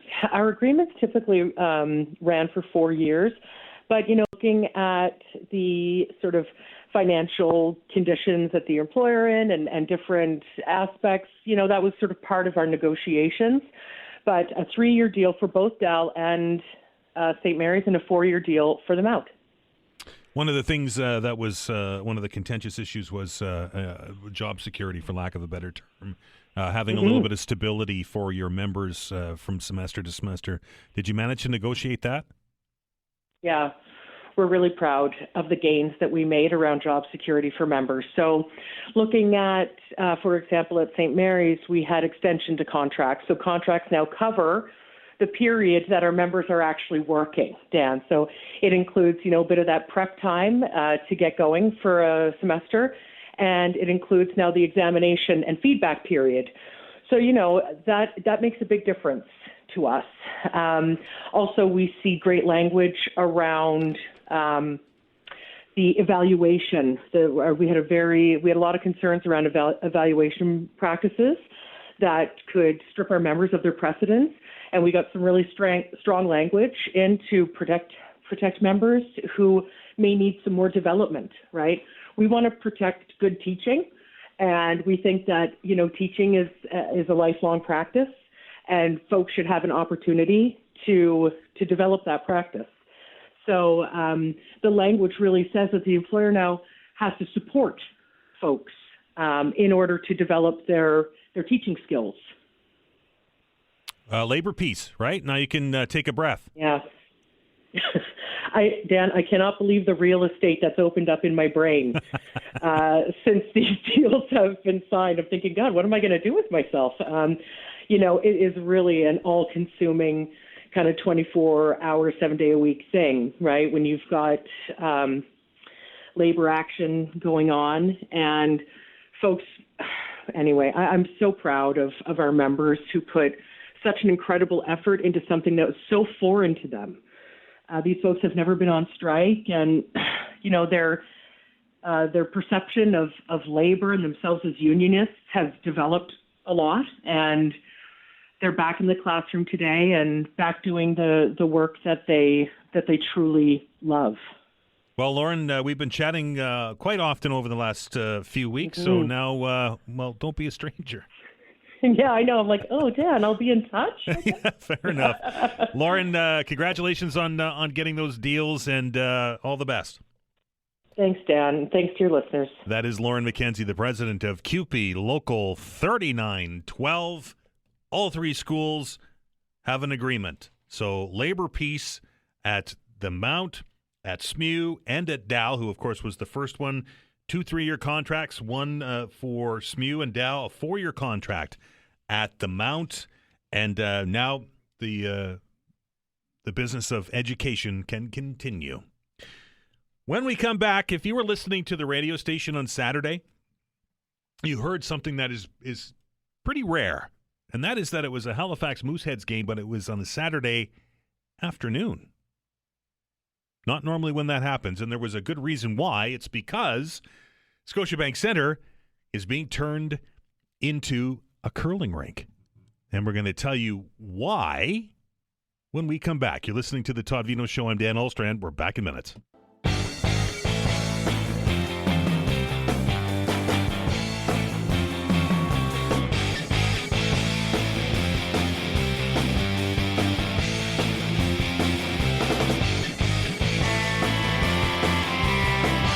Welcome back. And I teased it a little when before we went to the break and laid it out as the reason why we had an early afternoon game with the Halifax Mooseheads down at Scotiabank, because they needed everybody to get off and get the process underway to turn that hockey rink into a curling rink. And if I was listing these names off at an event anywhere in the world, it would be, I don't think you can get any much better than this. This is as good a field as there possibly can be for the upcoming trials. Names like Einerson and Cameron and Black, Holman, Laws, Skrillex, Sturmey, Dunstone, Gushu, Jacobs, Gooey, McEwen. The list goes on. And I mentioned Black off the top because joining us on the phone, member of the Black team, who, by the way, were just a fraction of an inch from the Scotty final last year, and just fresh off the ice, winning the Stu Sells Halifax Classic. Am I half as good as Vic Router, Jill Brothers? It was very good. Very well done. Jill Brothers also is, of course, the technical director for Curling Nova Scotia, joining us on the line. Congratulations on the win, by the way. Thank you. Thanks. It was an awesome event, and we've played in it ever since it started, I want to say 6-7 years ago, and had not been victorious in that event. So it was really great to win it. And the timing couldn't have been any better. Yeah, absolutely. Get you set up for action that gets underway on the weekend. This curling trial, as I mentioned, just those names is probably the marquee, my opinion, marquee event outside of the Olympics on the curling schedule anywhere in the world. Yeah, absolutely. Everyone knows that the Canadian Curling Trials is top notch. It's an event that, as a young curler, you just think, wow, if I could be there one day, that would be incredible. So, I feel that way, absolutely. And, there's other players that are there year after year. And you mentioned a lot of those names, and they've been to lots of curling trials. So a lot of people do only get one kick of the can at the Canadian Curling Trials. And I know they're all super grateful for that. But and then you've got people like John Epping and Brad Gushu and Rachel Holman, and they're just there every 4 years. And they get the opportunity over and over again, and it gives them tons of experience to try to win it all, right? You guys get an advantage though because you're the hometown team. Oh my gosh, so our team already has 5 players, but now we absolutely have 6 plus 2 coaches, so we're doing pretty good. Yeah, no doubt. Tell me a little bit about this tournament and from a player's perspective, Jill. Obviously, with a field as strong as this, it's the pressure's there, but it's a compressed schedule too. You guys are going to be busy, right? Yeah, we've actually played in a lot of events this year that were one game per day, which is not like our typical type of tournaments that we go into, but where we played in some slams this year, they were like they're more relaxed schedule. So these games are longer. They're going to be very intense. So we're really going to need to recharge the batteries in between these games. 10 ends or 11 ends of curling is really exhausting. And when you play one game in the morning at 9 a.m. and then you're back on at 7 p.m., those days are, they're really exhausting. I know people maybe don't think of curling as a super exhausting sport, but playing 2 long games like that, and we actually, we leave for the rink over an hour before our game starts, and we're on the ice 30 minutes before our game even starts.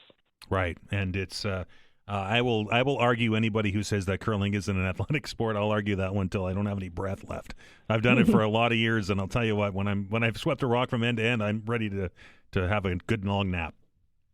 Yeah. I mean, all of these teams are doing off-season training, so that these two games in one day, it shouldn't be a huge problem. But if you have any injuries going into this event, that will be really a bit of a struggle if you are working with injury, because they are long games, and you need to give everything you have in every game. All right, Jill, you just won a bond spiel on Curling Club ice. Now you're making the big switch to arena ice, and for those that don't know, that's a different ball game, right? Yeah, it is. It is. We were playing at Halifax Club, and Adam, the ice maker there, he's a really great ice maker. And if you could kind of compare club to arena, he does a fantastic job at that. And we're going to be there a couple times this week before we hit the arena ice as well. And he'll keep those rocks curling for us, which is amazing. We can't ask for anything better than that. And we've played on arena ice already this season at 3 events at least. So we have had lots of arena ice experience. And just because you're on arena ice, here in Halifax versus, somewhere in Alberta, it's not all the same either. So every arena and every club is all different. The rocks are actually different. There's a lot of research that has to go into ice reading and rock reading. There's a lot behind it that people don't know about. So we will be making sure that we're, throwing a rock positively, which means lots of rotations so that they don't curl really early and then you rack on guards and miss your shots. Right. I won't ask you who the favorite is because we think it's black. So on the men's side, of course, that's boy, that field doesn't get any stronger than that. But I think the sentimental favorite moving into this is going to be Team Gushu, because it's been announced that this is Brad's last go around. Yeah. It's pretty exciting. I grew up with Brad in the kind of same age group, winning the Canadian Championship around the same time. So I'm like, oh man, retirement. No way. So it's very cool. They get to wear their orange again, and all those kinds of things that will bring back a lot of nostalgia for the Halifax crew. So I know the Halifax folks are going to get behind Brad, and that's awesome. And we're just so excited to be legit Nova Scotia team, not a Newfoundland team, that they can cheer for on the women's side. But I think on the men's side, it'll just be really exciting. I'm very excited to watch. If we weren't in it, I would be chomping at the bit to get to every game to watch the excitement on the ice. I'm good friends with John Epping, and it's his 5th trials, and they're so good right now. And the other Brad, they're so good. They put in so much training and a unique approach to the game. We got to chat with them a bit out west this year, and they're always thinking of new ideas, how to get better when they don't live in the same city. So that's really interesting. It's going to be so fun. You mentioned how busy the schedule is, Jill, but we know that curling is a social sport. That being said, do you think that you guys might get a minute or two to head to the patch this time around? Oh, I hope so. I hope so. I know there's the Festival of Rings is also going to be there, and the patch, and there's going to be just a lot of really interesting things going on outside of just the curling itself. So the Festival of Rings will be bringing in a lot of different groups from around the city and around Nova Scotia to let everyone know what curling is. So that will be a really cool event in itself. And the patch is going to be awesome. I heard Signal Hill is coming. So it is something that we don't get to enjoy as much when you are competing. But I mean, I hope everyone else really enjoys it, and I hope we do get to sneak in there for a little bit. Well, we know the secret weapon for Team Black is a pre-game donair, right? Oh, yes. Absolutely. A lot extra donair sauce, please.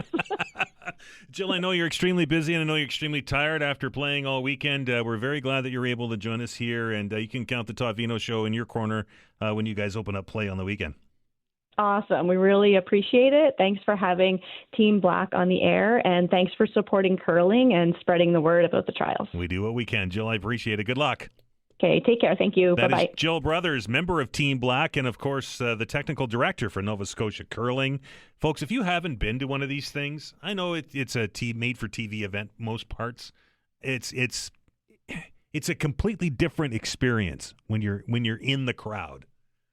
I watched the trials 20 years ago that were here. That was Brad Gushu's ascension to stardom when he won them. And then, of course, won the gold medal at the Olympic Games.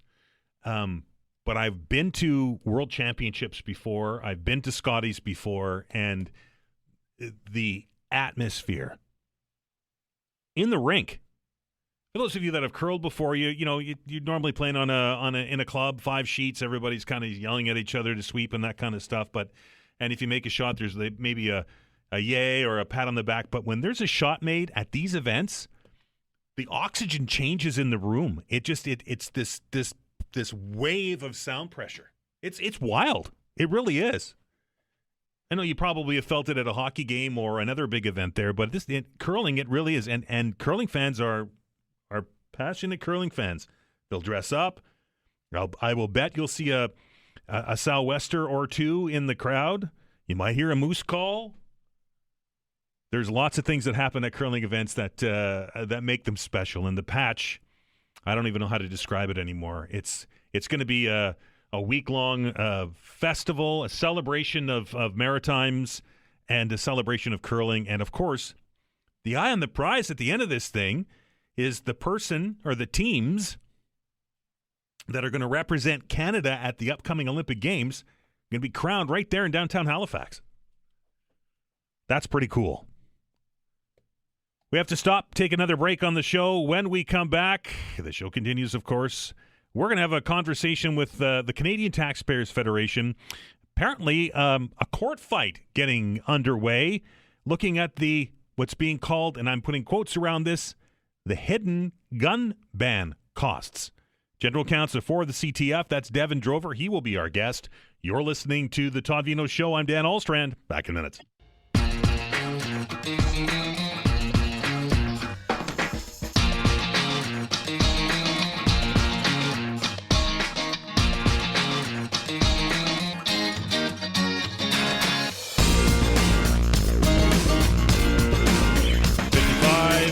56, 57, 58, 59 in 60 seconds. It's back to the Todd Veinotte Show. How are you, everybody? We're into the last half hour here as we roll forward. Canadian Taxpayers Federation filing what they're calling a groundbreaking legal challenge to force the federal government to release projected costs for the gun ban and confiscation. As a first step, the CTF will ask the court to compel the Information Commissioner to rule on a long-delayed access to information complaint. Very pleased to welcome to the show to give us a little bit of perspective on this from the Canadian Taxpayers Federation. General Counsel, that's Devin Drover. Devin, how are you?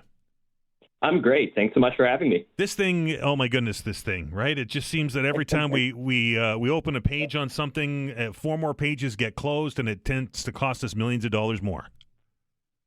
Absolutely, and I mean it's beyond frustrating for taxpayers to be kept in the dark when their money is being spent, especially on what is looking like will be a major federal initiative, but government is refusing to show the numbers.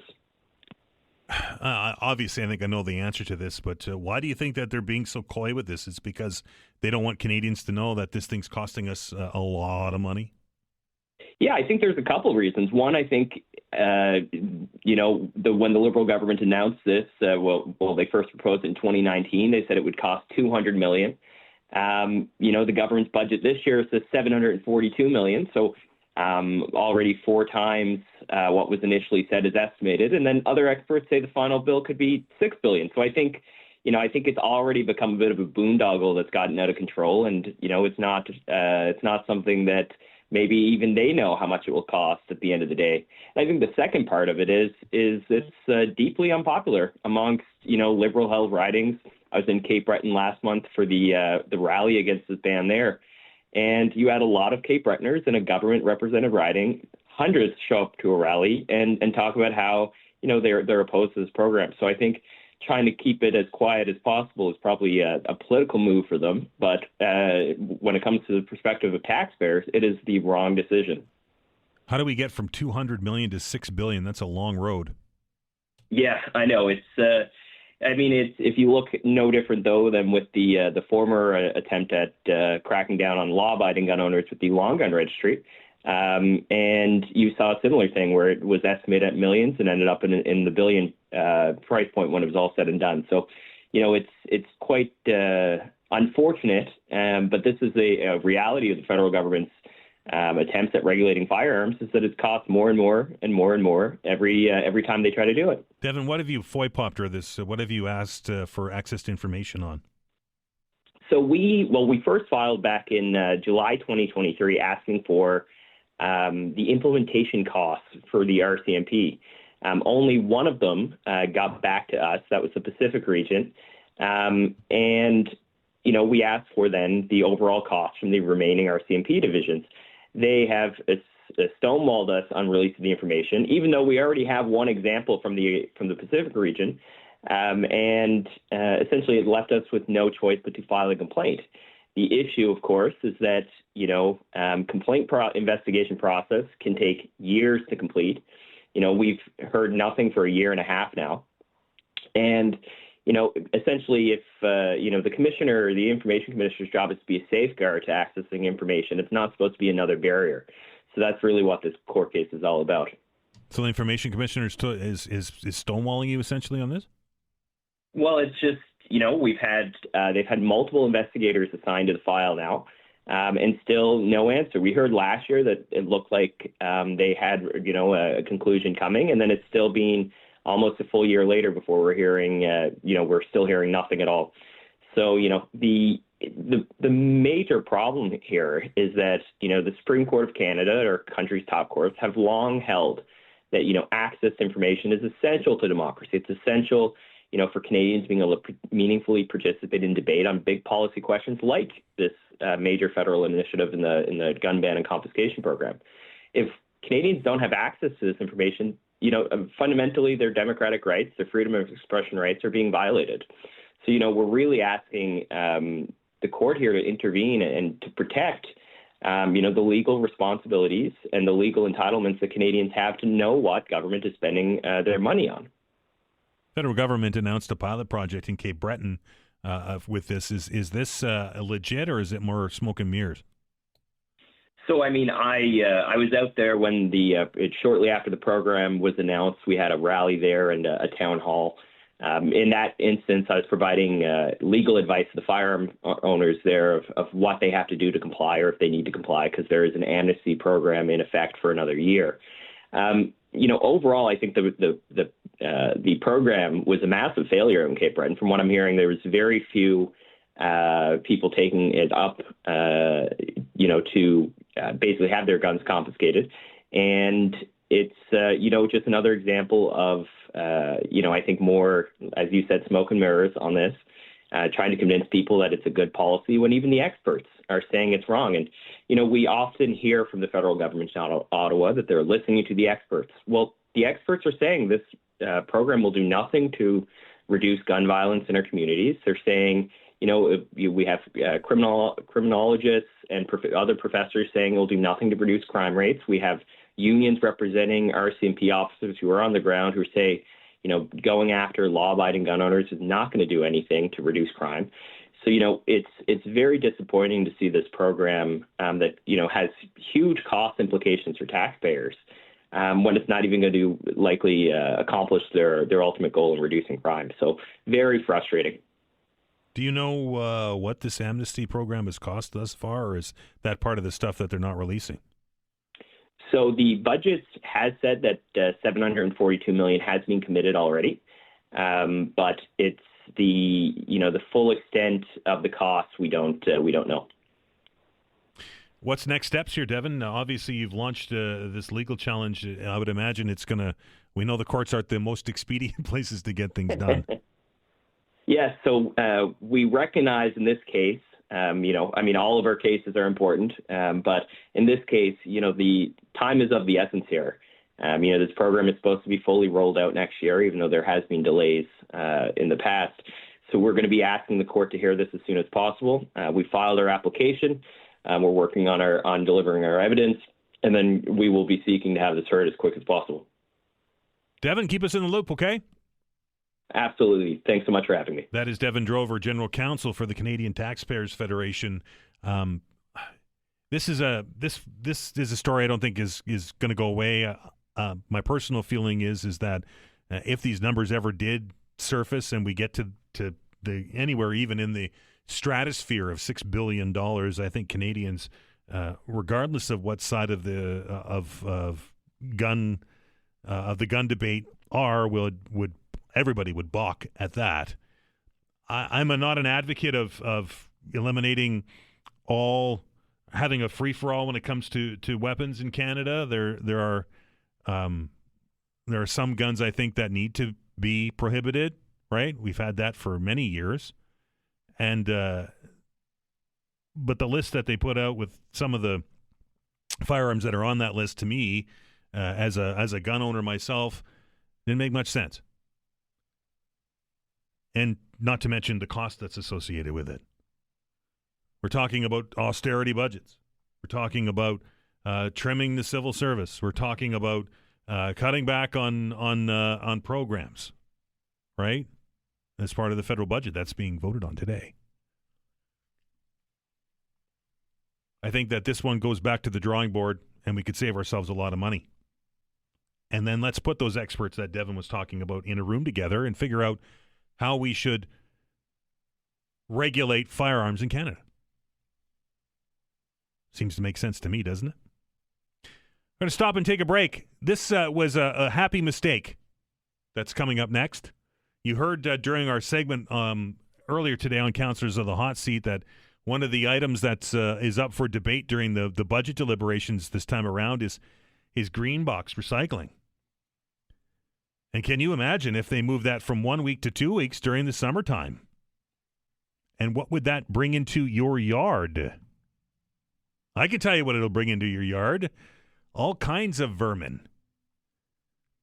We'd booked this long before that was made, so I can make it feel like have our finger on the pulse of the community and what was said on the show. We brought Jesse Roach in, who's the co-owner and operations specialist with Nova Scotia Pest Solutions, but that's not the case. But Vanessa's good. Well, she probably could anticipate it too. But that being said, we're getting into that season where those little furry things are looking at places to stay warm for the winter. Saw a mouse, not in my apartment, but near the building on the weekend. And it makes me just start to get those chills, right? Because is there nothing worse in the world than sitting in your living room and watching something on TV and seeing one of those things scurry across your floor? Jesse Roach will be our guest. What to do for a rodent-free winter. You're listening to the Todd Veinotte Show. I'm Dan Ostrand. We're back in minutes.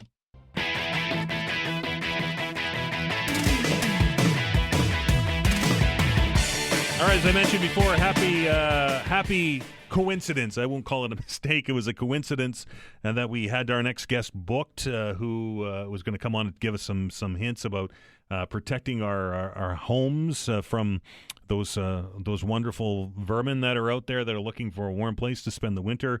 But something came up on Councillors on the Hot Seat today, Jesse Roach. I'm going to ask you about it. And Jesse is co-owner over there at Scotia Pest Solutions, and they're considering, haven't done it yet, but they're considering moving from weekly to bi-weekly green bin collection in the city. You're, as a professional who deals with these things all the time, good or a bad idea? It's, if you have sitting food in your driveway, sitting food smells in your driveway, it's going to draw things, right? You know, a good trick, because we already have that out in the valley a lot, where it's only every 2 weeks they're picking up the green bin. So a lot of people will try to compress their organic food and actually just put it in the freezer in a small bag, right, and then only put it out on garbage day. It's not what you want to do, but it could be what you have to do, especially if there's a rodent population near your house. Right. Right. So the green bin, is it a magnet? Is it one of these things that draws mice and rats and whatever else, raccoons to your house? Oh yeah, you put a turkey at the end of your driveway. Animals are going to come, yeah. Right? The newer green bins seem to be a bit better. They don't have the vents in the bottom. Okay. The vents were a big issue with rodents just being able to grab onto it and chew through, and they're in. Yeah. Right? But if your green bin is relatively clean, you know, and things are bagged, it's going to reduce it, but you still have a bin of food in your driveway. Right. Right? And maybe up against your house. Right. Right. And that just leads it to find that small little opening. It amazes me, the small opening that say a mouse needs to get into your house. It can, just minuscule. Well, their bones are so flexible. When they go through, they just flatten right down, right? Like their rib cage and all through just flattens. If they can get their skull through, they can get the rest of their body through. Wild. Yeah. Is the wintertime, is the late fall and early winter, is this the time when we start to see them in our houses more?